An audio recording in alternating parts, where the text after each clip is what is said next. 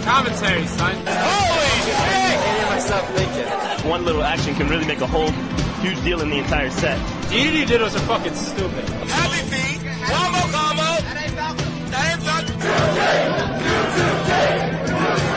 PC survives that attack. Both players are on their feet again. They hit each other. Oh my god.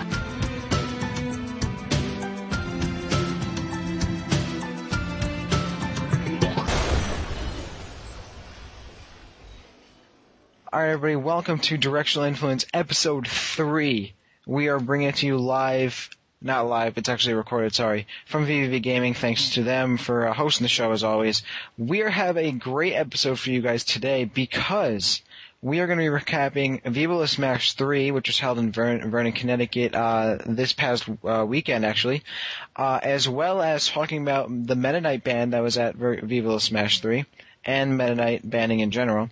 And along with my very special co-hosts, short but special by the way, Matt and Will, we have a very, very, very, very, very special guest. I'm going to hold off on announcing him just right now. First off, Matt, how are you doing this fine evening? I'm doing just great. Will, how are you doing?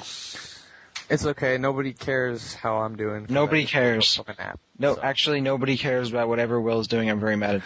But on a positive note today, we have, and I already know I flattered him earlier, but the best guy in North ever, Vermanubis. Thanks for joining us on the show. How are you doing tonight?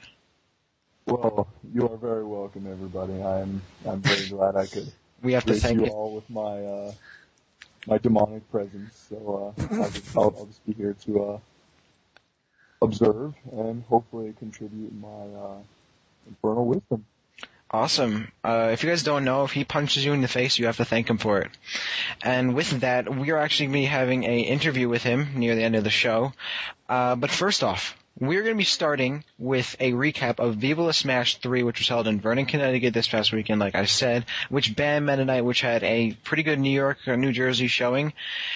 Unfortunately, I couldn't go, and I don't want to bitch about it again like I have been to many people earlier, but essentially I couldn't go because Rides bailed on me and other people. I lost my ride 10 o'clock, and I was going to get Eggum to bring me, but he was like, yo, that's like at least 5 hours out of my way. I'm like, yeah, but I'll pay for gas. And no, that doesn't work like that. Anywho, Matt, Will, Verm, you guys were there, and you guys experienced it. Tell us about it. Will, why don't you start us off? Alright, first off, Dakota, I'm sorry. Usually I'm pretty clutch when it comes to rides, but we had a full carpool. Could have fit me. Like an hour, 10 minutes out of the way, like literally, I would have come and got you. If you sped, it was like 45 minutes, and I could literally squeeze in like a wheel well or something, just put me somewhere in the car. Okay, so the New York carpool, let's see, it was me, being Will, Kieran Blaze, PD, Hippie Dude, and Jash at the last minute we decided to bring because we all knew how happy Jash was going to be to go to a Metaknight band tournament because that's, the only character he ever loses to. He says it himself. So, for the most part, people were expecting Jash to do great things at this tournament. So, we headed over to Connecticut, Vernon, Connecticut, which was a lot deeper into Connecticut than I thought. It was about 3 hours, which kind of sucked. But you know what? It was definitely worth it. Because when we got to the venue, it was the most legit venue I've ever seen for a local tournament that literally we could hold regional sized events at this place. Because you walk in and there's this huge open space. There's tube TVs. Like, not those flat screen shits. Like, legit tube TVs, at least 20 of them. So, I mean, I don't know. It was pretty incredible. I was really impressed with the setup. Well, I think the most important and best thing about this tournament was the fact that when we got there was a magnificent place called Price Chopper. I've personally never seen a Price Chopper before, but apparently it's some sort of supermarket chain, and we made all sorts of Luigi jokes about Price Chopper. But as Will said, as soon as we walked into the venue, we knew we were going to have a good time because I've literally never seen so many tube TVs set up at a local before. It was just literally one tube TV after the other, and everybody was really ready to have a good time. Even though it was mostly just New England, and there wasn't really much or any of New Jersey there, it was some top players from New York and all of New England, and even so, it was a pretty stacked bracket. And I think there was 28 entrants in singles, something like that. Luckily, Solid Jake is a really legit and really smooth TO. So he was asking around for seating help because he hasn't been active per se enough in the community. So he was asking around, and the seating I'm pretty sure turned out pretty well. All I cared about was that I wasn't playing any of my Deadly Alliance crewmates because I don't know, it's kind of foreboding me saying that because I ended up doing it anyway. But playing like Ninja Link or Jash or Kieran is the last thing I want to do in tournament. But everything worked out really smoothly. The first event was it was Brawl doubles, and it was me and Kieran Blaze teaming. I know Ninja Link and Jash teamed. There were some crazy teams like TV and Riot, where they did some really gay stuff where Zelda sits back, chills, shoots Din's fire, and Game & Watch, throws fares out, tries to bucket the fire as it explodes. It's really stupid. But, I don't know, they ended up coming second, so whatever works. Well, an interesting team that happened was actually Dark and Watkins. Even though they both main Metaknight now, they decided to enter, and they did Marth Ike. And I don't think they did that well, but it looked like they were having a blast from what I could tell. Just Dark playing Brawl. But Team Fire Emblem. Yeah, Team Fire Emblem didn't get there as it probably shouldn't, to be honest. As unfortunate as it is. I think actually me and Crazy Cloud were going to go Pokemon Trainer and Ike. And I had a feeling that was not going to work, but I was so excited that, oh my god, this could probably work, and if New England loses to Pokemon Trainer and Ike, I would probably just never go to a Connecticut tournament ever again. But that wasn't the case, so go on. Yes. And I'm pretty sure, was it Kool-Aid and Fatal that ended up winning? Yes. Yeah, Alright, Fatal. Their team is way too good. Me and Kieran Blaze, we played them at a Bums Gamers tournament back in December of 2009, and they were just as hard as they were then. I don't know, they seem even better. Their chemistry is ridiculous in doubles, so props to them. I don't know. It's really original. Snake Pit. It's like if you're not being hit by Snake's retarded, lingering, disjointed hurt boxes and grenades, you're being hit by an arrow in between. So it is pretty difficult. This tournament was also pretty stacked for Melee. There was a lot of top players from New England, like Thorn, Banks, all top New England players. Dark was there as well. And there was also a lot of New Jersey and I believe New York there as well. I believe Reno was there. D1 was there. Eggum was there. And Eggum actually won the Melee singles tournament. With Dark placing in 5th with some strange upsets going on. I'm not actually sure what happened. So Melee was pretty exciting to watch, and there was certainly enough setups for a lot of Melee friendlies to go on. I know I played a lot of Melee friendlies for whatever reason. Even though I'm a Brawl kid, I play Melee for fun because it's a LOLs game. Again, this venue is legit enough that you could have Melee friendlies going on the entire time while any of the Brawl events were occurring. So that was really cool, I thought. God, it's just imagine this glorious galleria of just SDTVs, and just all of them are begging for you to play on them. That's exactly what it was like, actually. It was like a dream.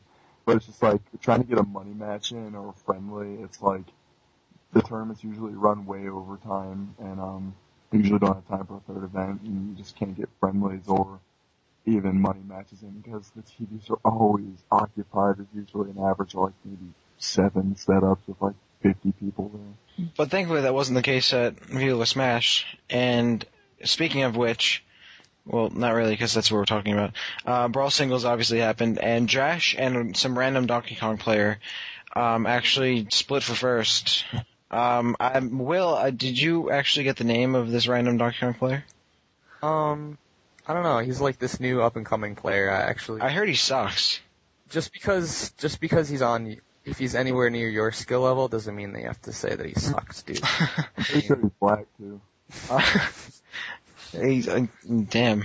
Anyway, so Will, you and Josh split first. Can you tell me a little about singles, considering that I guess you did good or something? I mean, I shouldn't have done well, but I did. I think I just got lucky, to be honest. No, actually, it had a lot to do with Verm. He gave me a boost of confidence when I was in losers bracket. Because I was all down on myself. I lost the Kool-Aid in a pretty close set, 2-1, in round 3 of winners. Then I actually played a really amazing Falco who's very humble from the New England region. His tag is Yume. I had never heard of him before. To be honest, I thought he was very underrated, and he underrates himself because he took the first round off me pretty casually, and he almost took me out on my stage that everybody else bans against me. I took him to Yoshi's, and he was raping me there too. So this guy is definitely legit. Look out for him. No, I was just gonna say that yeah, Yume is he definitely does like to give himself a lot of hell, but he's definitely he's up there, with New England. Like he definitely has, I think it's more complacency that holds him back, because I definitely think even though New England isn't, renowned and, lauded for, their amazing skill, even though we're pretty good, I guess. Regional pride for the win, right? He was incredible. I mean, he had it just threw me off so much. He had so many rogue tricks, and he was doing crazy things. I would expect him to side B at me, and he would straight up just hover kind of near the edge, and then up B at a downward angle into the stage at me. And I was like, what are you doing? This is ridiculous. But anyway, apparently he said that I figured him out game 2 because it was really close, but I ended up beating him. So he took out his secret weapon on me, which I don't know if I should mention it because I don't want to give it away. What do you guys think? No. Would that be disrespectful? Don't do it. I don't know if it's a secret trick, to be honest. I don't think it's a secret trick either. But I don't know. He took me to Rainbow Cruise with Snake, and I was very baffled. I didn't really know what to think. He's like, yeah, no, Rainbow Cruise is my favorite stage. I was like, I was so relieved when he picked Snake, because I think if he went Falco a third round, it would have been hell.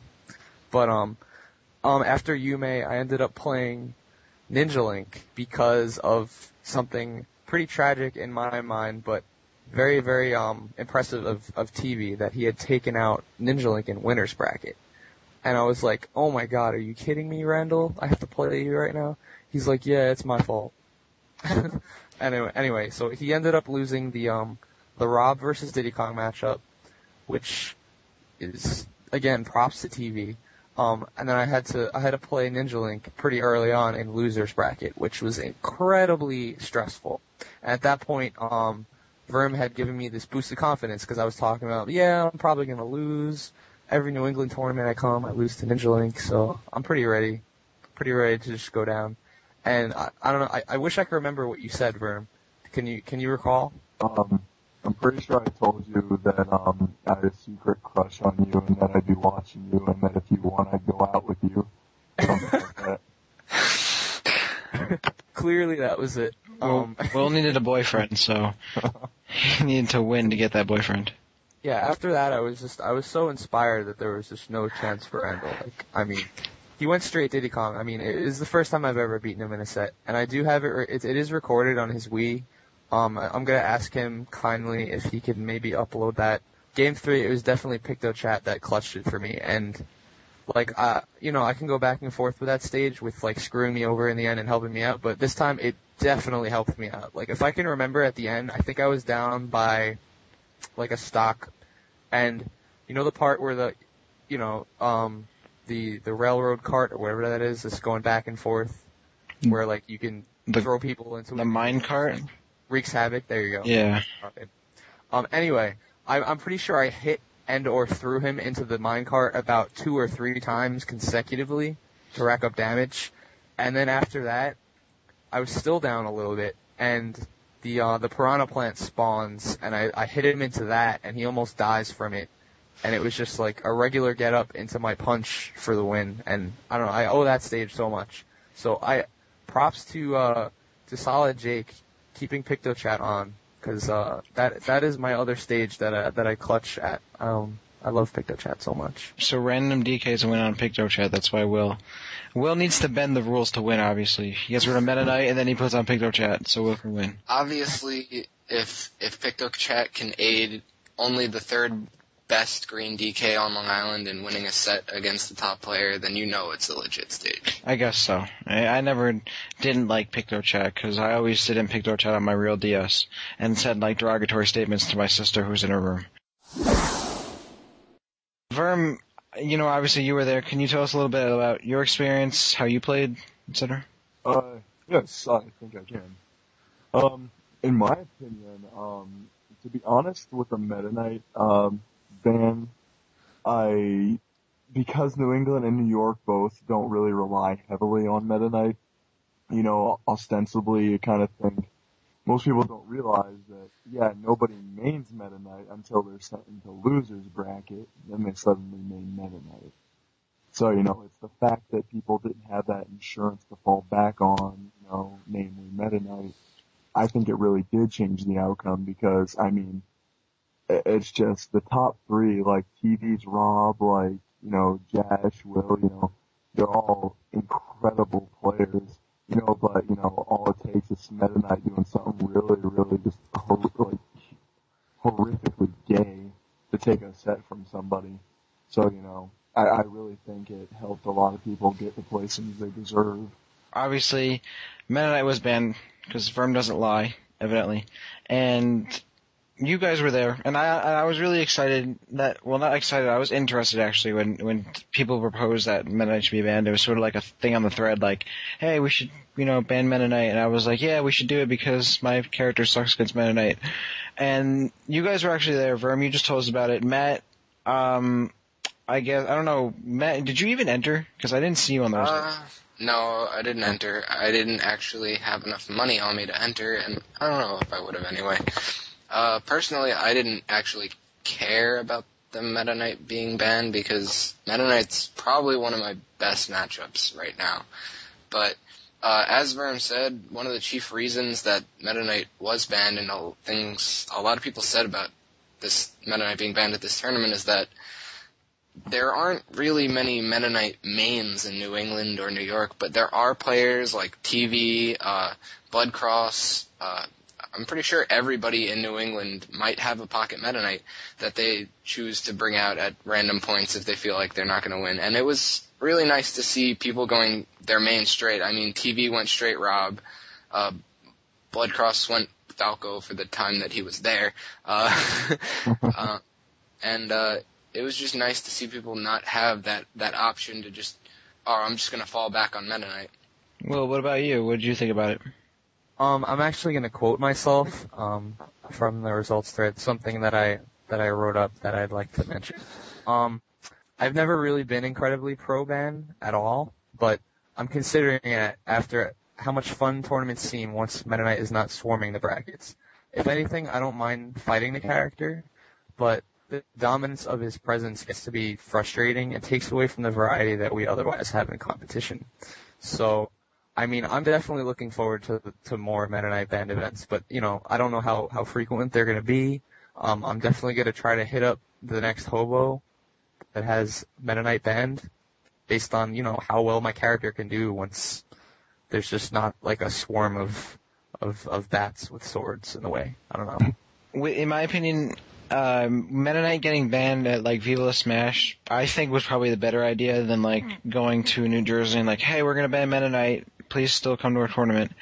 And because like you said, nobody really mains Metaknight in New England. It's all pocket MK, so people will still go because they still have their mains. So I think it was a better test. People will still go without Metaknight, and you got really good results. I thought they were really interesting. We had like Toon Link, R.O.B, Pitt, DK, and like Olimar in the top 5 for singles for Brawl. And, whatever Melee was, because obviously Metaknight's not in Melee. And, it'd be sort of like dumb to try it in New Jersey or anywhere where Metaknight is popularly breeding asexually and just happens to be on everyone's game every time they play because that's the only character they use. So I don't know. I think the test went pretty well. Not to mention the fact that there wasn't really like any complaints about it. Some people were like, haha, Meta Knight's banned, whatever. I think Inui was like, got on the thread for 3 pages and was like, yo, you guys shouldn't ban Meta Knight, and then just stopped showing up. I'm actually, you know what? I think I'm actually inspired by this. I think the next tournament I'm gonna run is gonna be Meta Knight banned. New York has such a variety. Like, if you look at the power ranking, the top 10 of New York, like, sure, there are Meta Knights in it, but we have the most, like, ridiculous characters that are just, like, randomly thrown in there. Like, we have Mario, DK, Marth, Game & Watch. What else do we have in there? I don't even know. But Peach, Ice Climbers, like... I don't know. We have, like, every character other than Meta Knight. And the people that do play Meta Knight, they have plenty of other good characters. So they're like, there's no reason they shouldn't come to this tournament. So I'm pretty sure the next tournament I'm going to host, just, you know, heads up for the future, I'm pretty sure I'm going to try to do a Meta Knight band event just to see how it goes in New York. And I think that it's going to be pretty successful. Oh my god, Epiphany. That's why it's called Haters and Hate Remix. Oh, I already, yep. Foreshadowing right there. You guys didn't even see it last few episodes, but that right there. Hate Remix. This has clearly been planned by Dakota all This has clearly been planned the whole entire time. I thought of that name. The whole time. Such ingenuity, such well-laid plans. I think Meta Knight band tournaments are kind of fun because it's not like you're running. It's almost like you're running a side event instead of like just like you would run low tiers or you would run mid tiers or something. You're running Meta Knight band, and it's not. I don't know. Just the tournament doesn't feel like a tournament where Meta Knight would be allowed. It feels just totally different for some reason. I don't know. It just felt a little relieving to not walk into a tournament and the first noise you hear is Tornado or Shuttle Loop. So, overall, let's just talk about Meta Knight banning in general. Would you guys like to see more of it? Would you like to see it not in more of it? What do you think? I think Viva La Smash is definitely a step in the right direction. That, like, I don't know if it's the first time in New England, but at least other regions need to experiment with it at the very least to see, you know, how the turnout's going to be. It wasn't necessarily the best. It wasn't necessarily the best time for this to happen because I know there was another huge tournament in Ohio. Then again, that could also be argued that the reason it was huge because Meta Knight wasn't playable at VLS. So, I think other regions should definitely start trying it. I mean, just throw it out there. Hold one event. You know, if you have a crappy turnout, then it's only one time, but it's definitely worth it. You'll get people to come out if you advertise well enough. Just say, you know, no Meta Knight, and I don't know how Wi-Fi kids feel about that, but I'm sure there's plenty of kids that haven't gotten to tournaments yet that you can tell, and they'll be pretty psyched about that. Other than that, Meta Knight is probably, I don't know. What do you guys think? Do you think he's ever really going to be banned? Because I keep hearing things back and forth from the BBR. See, it's like the BBR, as if it wasn't already, you know, self-evident, doesn't really, like, collectively, they lack a functioning brain, you know, like, with the new rule set, it's just like, it's gone beyond experimental, it's gone into the, like, I don't know if you guys are okay with me using expletives on here, but it's like, it's taken a violent step from experimental into the what the fuck zone. So, like, I don't think the BBR will ever make a solid decision, because at this point, I don't think anybody really takes them seriously. But I do think that something like Viva La Smash, with, you know, the success that it had, you know, with the variety, you know, it brought forth, I think could really be a progeny of, you know, things to come. Because I definitely think that the Smash community would greatly benefit from a Meta Knight ban. And, you know, even though there's that philosophy going around, you know, that, you know, if you can't beat this character and you're a scrub and you don't deserve to win, well, that's true to an extent. There's also a point at which, you know, that you want the game to you want to be competitive, you want it to be fun and, you know, varied, you know, you don't want it to stagnate like it has, because, you know, the metagame, aside from, you know, a few MLG upsets maybe, has stagnated for quite a while now. So I definitely think that, if the BBR doesn't endorse the ban, you know, with their indecisiveness, then I think the community, you know, will take Viva La Smash and, influenced by it as an example. And I think I definitely do see, it standing, Meta Knight ban standing a good chance in the future. I think that if anything, people should just try it out. Before you formulate any opinion solidly, like concretely, before you definitively say, I want him banned, I don't want him banned, try it out for yourself. If you're a TO, go out, if you're out there, try and run something like Will said, because the best way to find this out is, to really test it. In my opinion, I don't know enough because I haven't, the one time I tried to get to a Meta Knight band tournament, I can't go. But from experience of, playing in tournaments with Meta Knight, it's something that if, you want it to not feel overwhelming, but it is.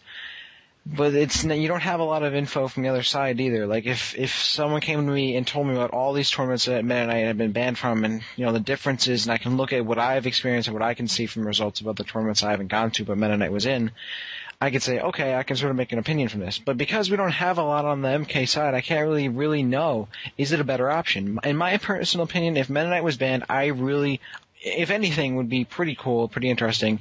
In the end, I wouldn't be fazed by it. I'm still going to play Brawl regardless of whether Meta Knight is banned or not. It really comes, a lot of people exemplify this where they go, okay, well, how many people are going to stop playing Brawl if Meta Knight gets banned? No, not a lot of people. If anyone quits Brawl, they're going to be hot and bothered by it, for a little bit, and then okay, I'm just going to pick up another character because, and there's going to be people that probably main Meta Knight because they're good players. They should be able to pick up another character, and they probably already know how to use most of them. So with that said, I personally think that it's, if anything, whether or not I'm pro-ban or anti-ban, test it. I'm glad that Will's giving it a consideration, even though it was sort of my plan in the beginning, like we said.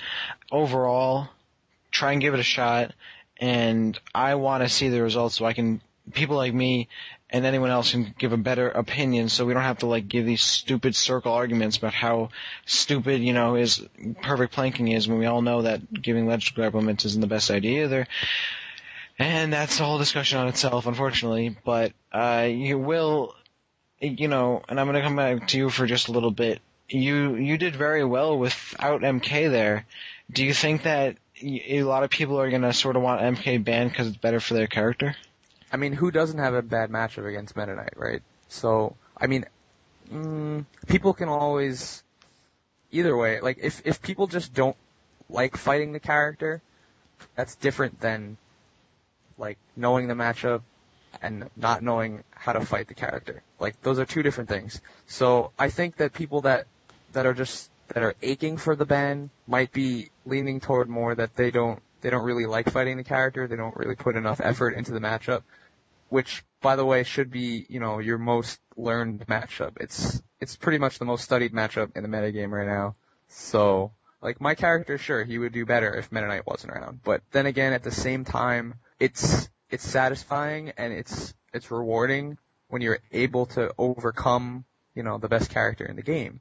And not just that, but the players that main him and they specialize in Meta Knight. So, I don't know. I had a lot of fun at VLS because there was no Meta Knight, and that's what it was. It was just incredible fun. But it really does, in my opinion, it feels more competitive, even though it is centered around one character when you get toward the top. It feels a lot more competitive when Meta Knight's there. So I don't know really where I stand on the ban, but I mean, I'm sure people will want him banned if low tier characters. I'm pretty sure if he wasn't around that they'd have a shot.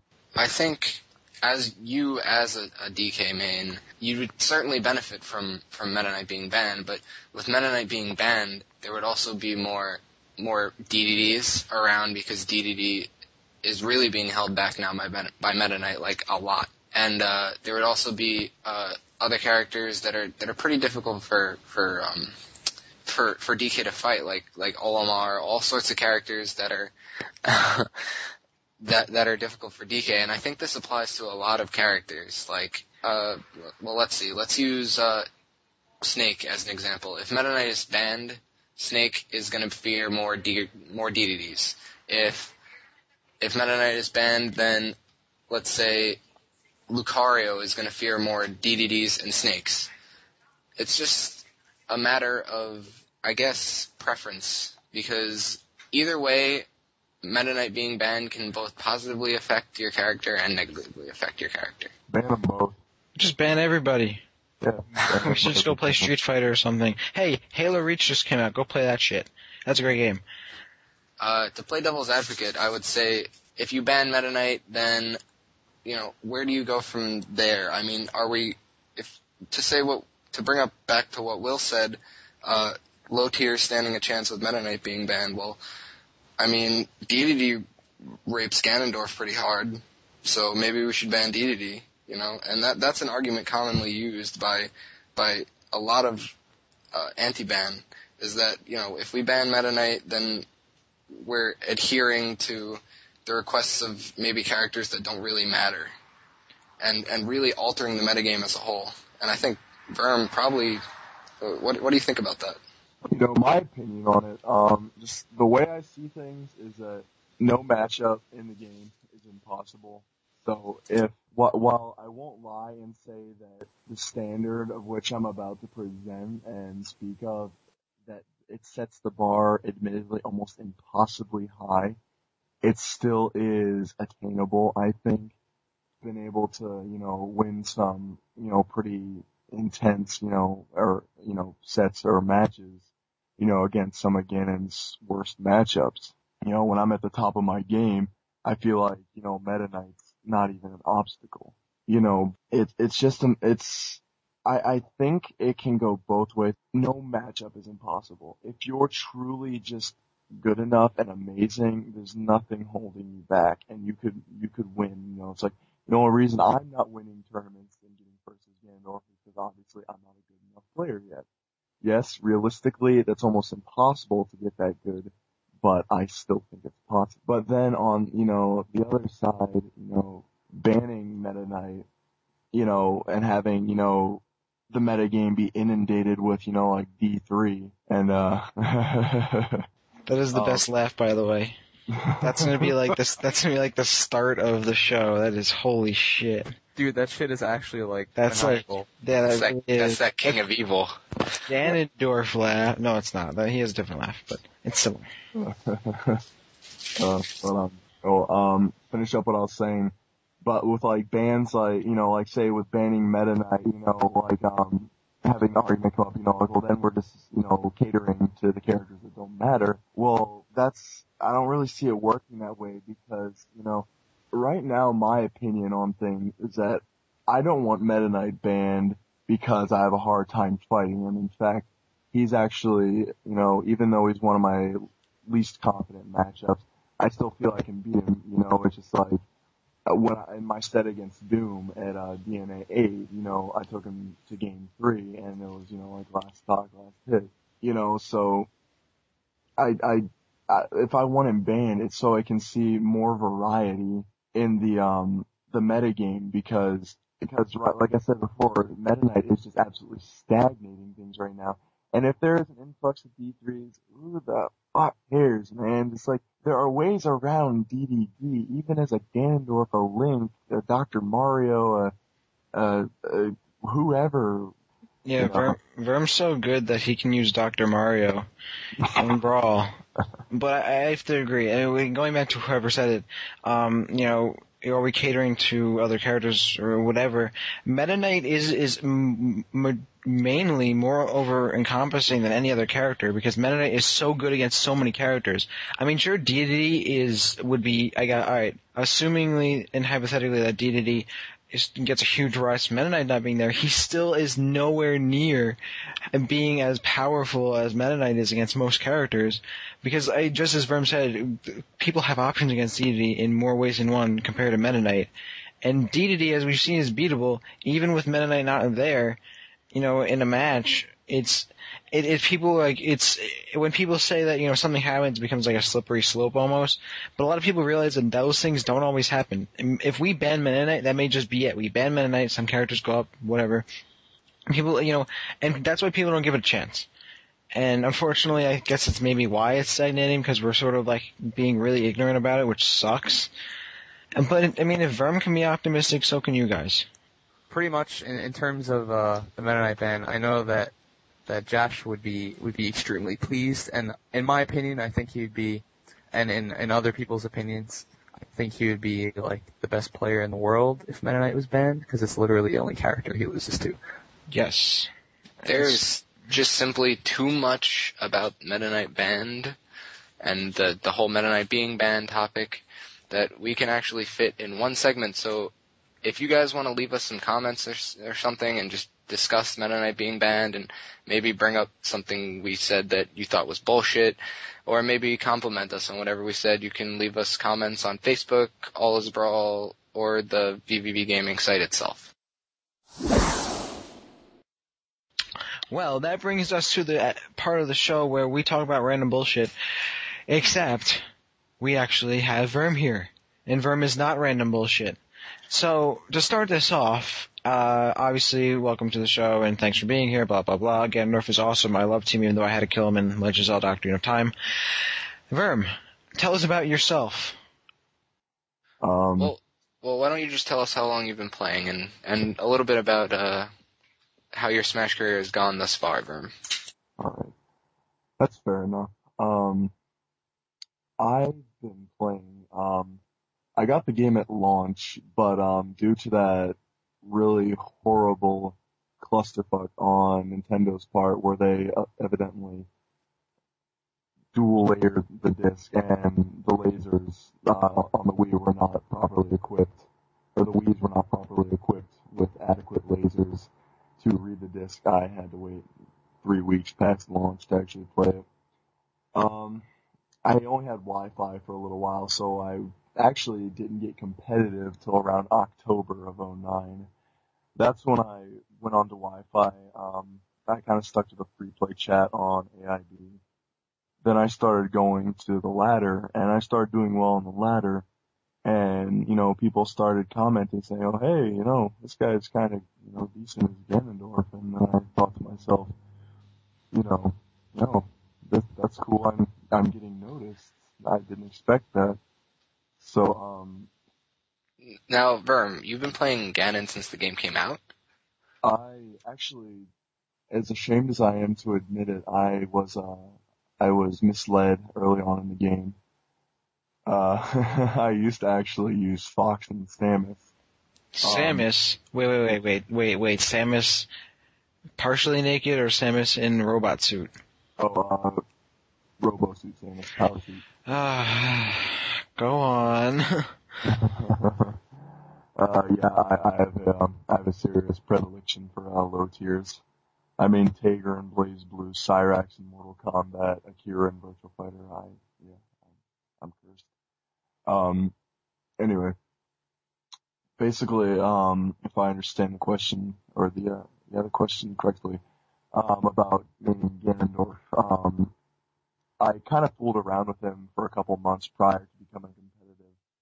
And I was actually in a doubles match with Kira, or against Kira. It was against Kira, his Mario, and his partner, whose name I can't remember. It was a Wi-Fi match. I was with an Ike named Rio242, and I pulled off the most killer goddamn combo. I'm surprised I survived that. I'm surprised I didn't eject every fluid from my body upon landing it. It was, let's put it this way, it was basically a Warlock punch to forward smash that took both their stocks off simultaneously. So it was pretty satisfying. So from there on, I kind of figured, hey, I'm restricted to Wi-Fi, so why not use the worst character in the game just for, shits and giggles. And then time came where I actually began, my prospects for growing as a player started increasing, and I had offline access, in which case I attended my first tournament in late April. It was hosted by Blood Cross. It was called Groat, and it was hosted in Uxbridge, Massachusetts. I think I was pretty happy with how I placed. I think I placed 13th out of 33. I can't remember who I beat, but I was pretty pleased for my first offline tournament. It was definitely a transition because going from Wi-Fi offline, the timing and buffering is so different, especially for somebody like gaming.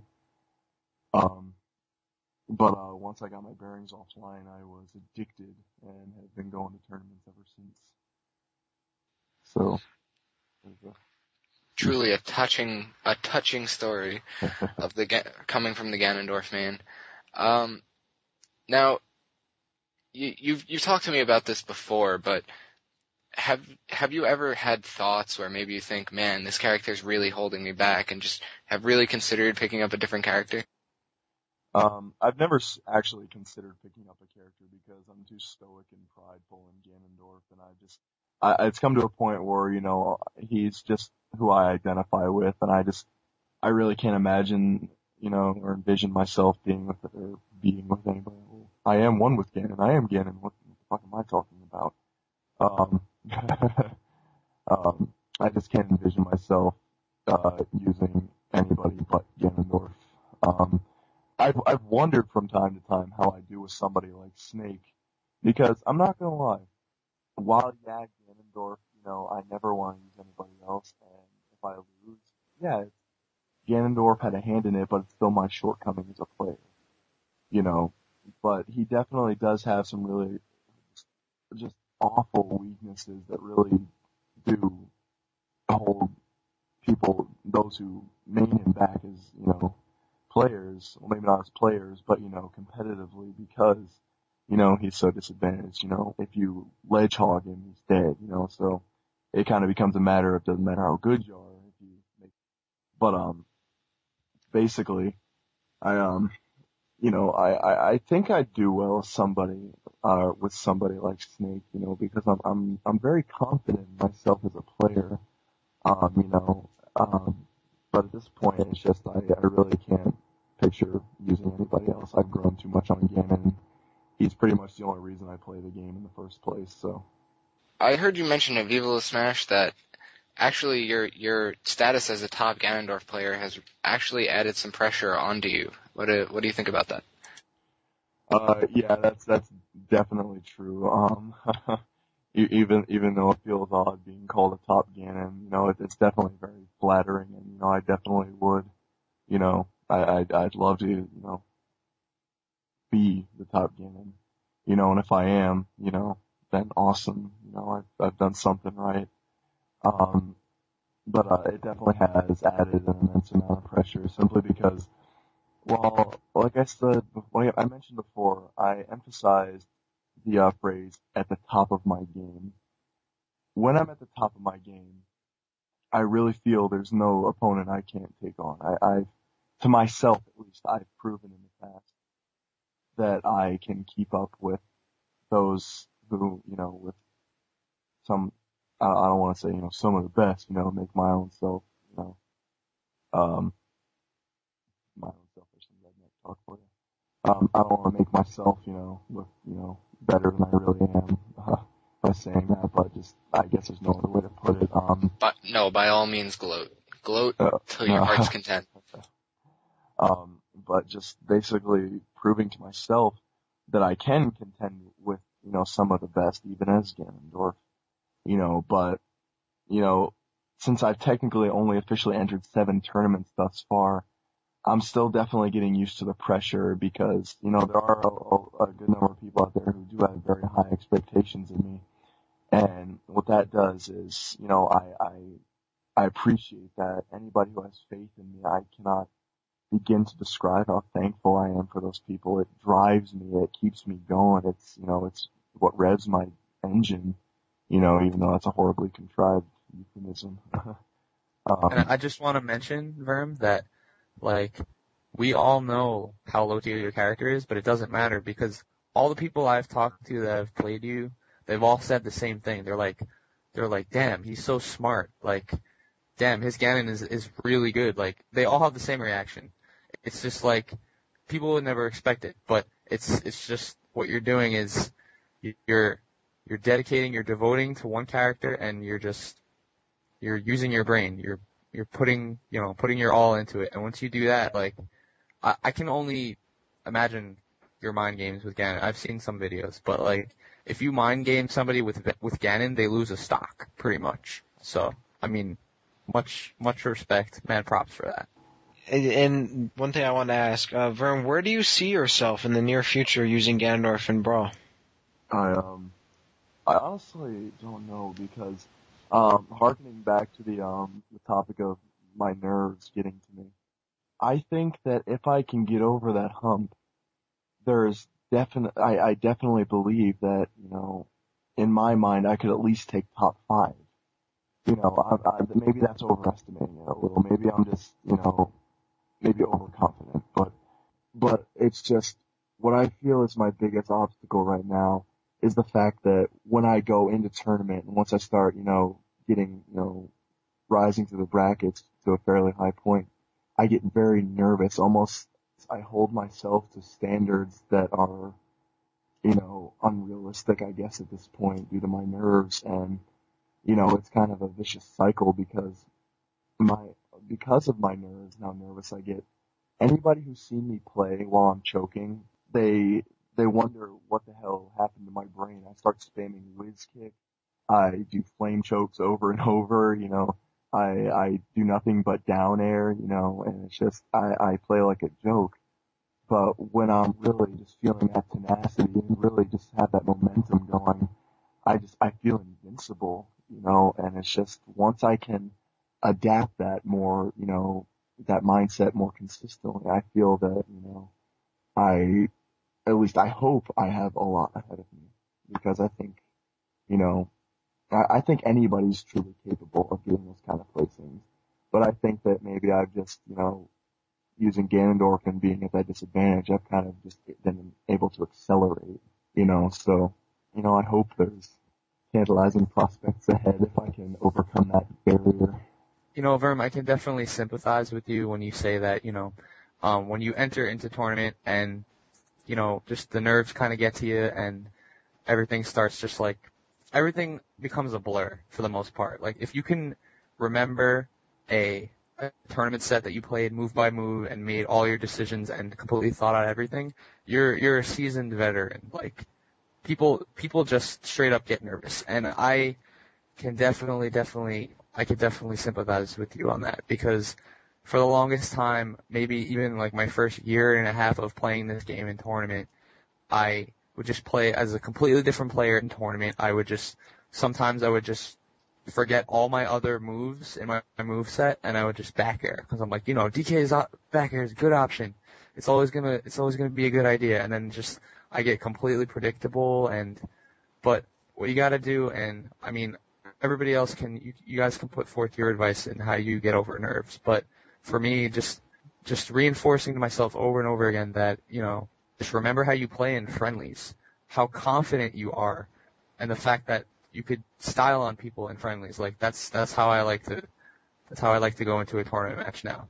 I go into the match, what can I do to style on this person? No, not really. But like, just play as confident as you are, like, when you go into friendlies. And if you have that confidence, there's no reason that you should, if you can keep the same play style you have going from friendlies into tournaments, then you'll do 100 times better. And I know that's just going to come with experience. And since you've said that you've only been to 7 offline tournaments so far, like, I've lost count of how many offline tournaments I've been, and it's only been recently, maybe in the past 6 months, that I can play in tournament like I can in friendlies, like, with like ATs and everything. So, I mean, that's my advice on that.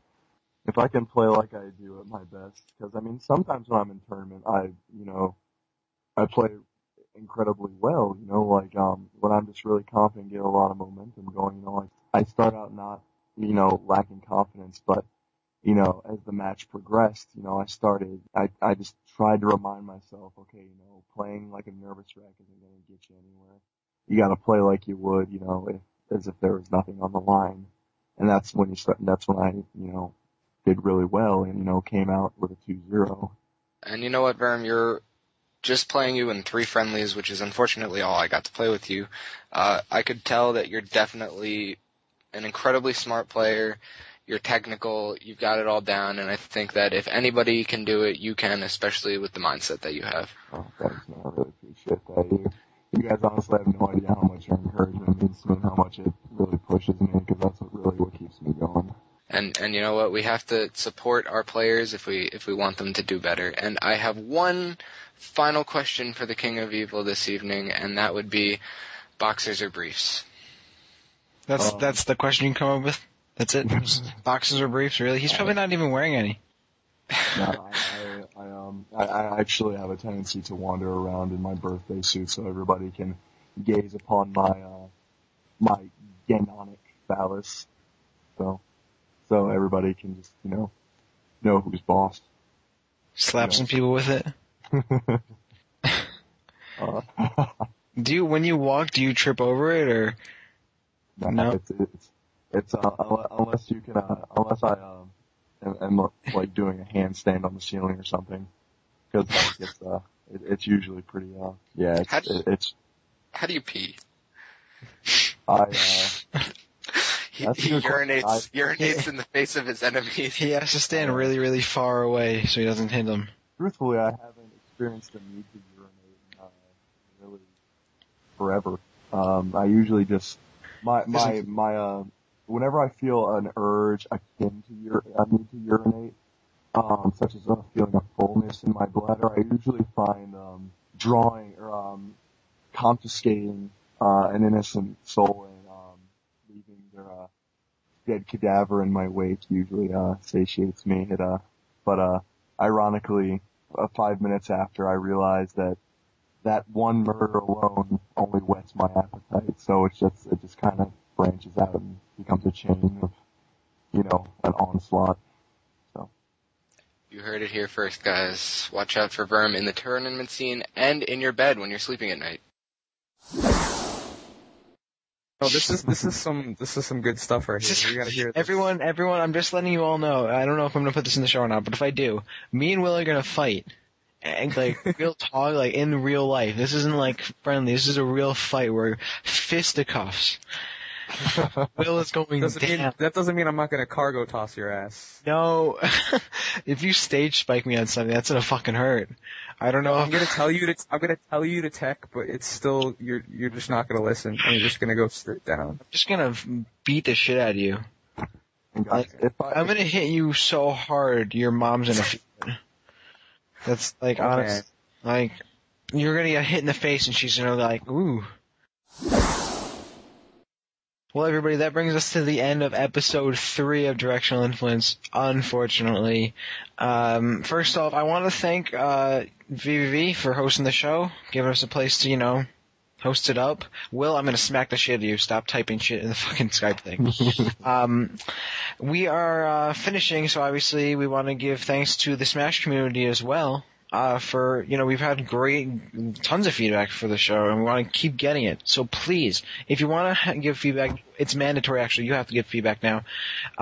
Leave it on the site itself where you can leave comments, give us 5-star ratings, and yes, 5-star. I mean, you can give us other stars, but we want 5.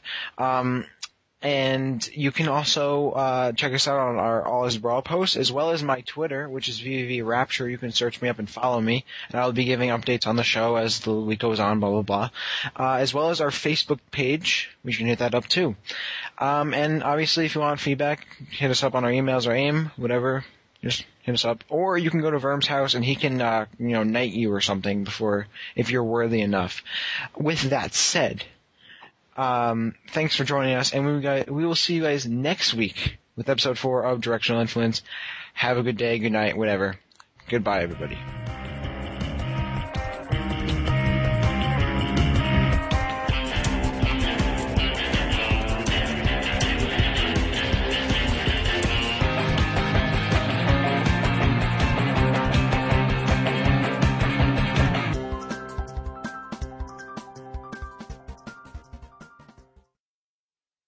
First of all, a little bit of Ganon advice. 1. Do not drive through Boston. On my way to Viva La Smash, that is the first time I've ever truly wanted to commit Ganoncide on myself. If I didn't rule hell, Boston... Oh no, I worded that incorrectly. If I was not already in hell, if my domain, if my lair, in fact, got repossessed by God or something, I would choose Boston as my new place to reign. That place is hell. And what's your second word of advice? do unto Ganon as Ganon would do unto you. And since you can't murder Ganon, that's kind of good news for me. You're just wisdom at its finest. Wow.